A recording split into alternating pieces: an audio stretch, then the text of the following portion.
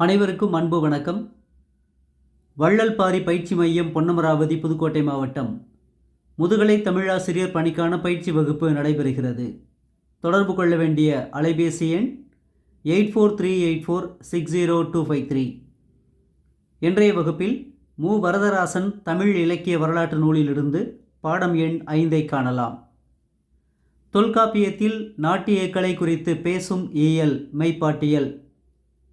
தமிழ் கூறும் நல்லுலகம் என்னும் தொடர் தொல்காப்பிய நூலில் பாயிரத்தில் இடம்பெறுகிறது.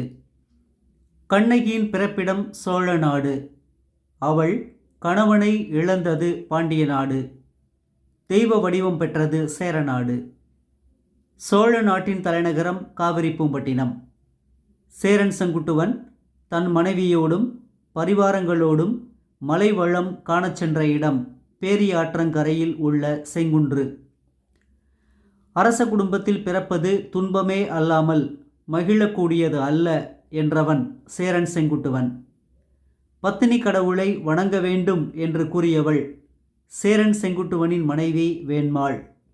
பத்தினி கடவுளை பரசல் வேண்டும். கண்ணகியின் கதை நாட்டுப்பாடல் வடிவமாக காணப்படும் நாடு இலங்கை, மட்டக்களப்பு மாவட்டம். சிலப்பதிகார கதை இடம்பெறும் புராணம் வைசிய புராணம். மாரியம்மன் கோயில் விழாக்களில் சிறப்பு பெற்ற அணிகலன் சிலம்பு. திரௌபதி கோயில் தீமிதி விழா கண்ணகி மதுரையை எரித்த நிகழ்வை அடிப்படையாக கொண்டது.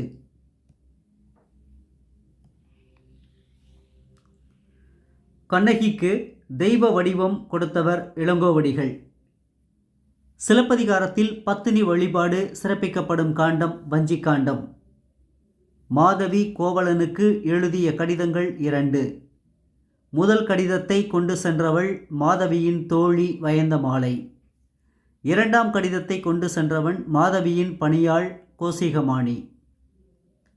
சிலப்பதிகாரத்தில் நாட்டுப்பாடல் வடிவங்கள் காணல் வரி, வேட்டுவ வரி, ஆய்ச்சியர் குரவை, குன்றக்குரவை ஆகிய பகுதிகளில் இடம்பெறுகின்றன.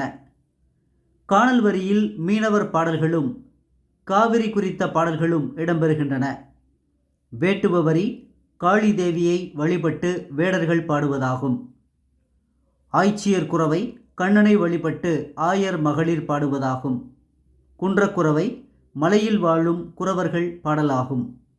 வேட்டுவ வரி, ஆய்ச்சியர் குரவை, குன்றக்குரவை என்னும் பாடல் வடிவங்கள் 29வது காதையில் காணப்படுகின்றன.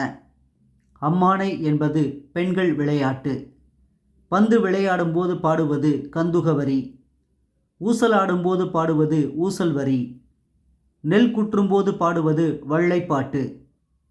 கன்று குணிலா கனி உதிர்த்தவன், பாம்பு தயிரா கடல் கடைந்தவன், கொள்ளையஞ்சாரல் குறுந்தொசித்தவன் திருமால். கந்துக வரியில் புகழப்படுபவன் பாண்டியன். ஊசல் வரியில் புகழப்படுபவன் சேரன். வள்ளைப்பாட்டில் புகழப்படுபவன் சோழன். அம்மானை வரியில் பாடப்படுபவன் சோழன்.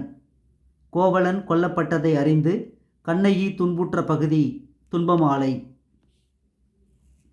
கொலை செய்யப்பட்ட கோவலனை கண்டு கண்ணகி துன்புற்ற பகுதி ஊர்சூழ் வரி. பெண் சமணத்துறவி கவுந்தியடிகள்.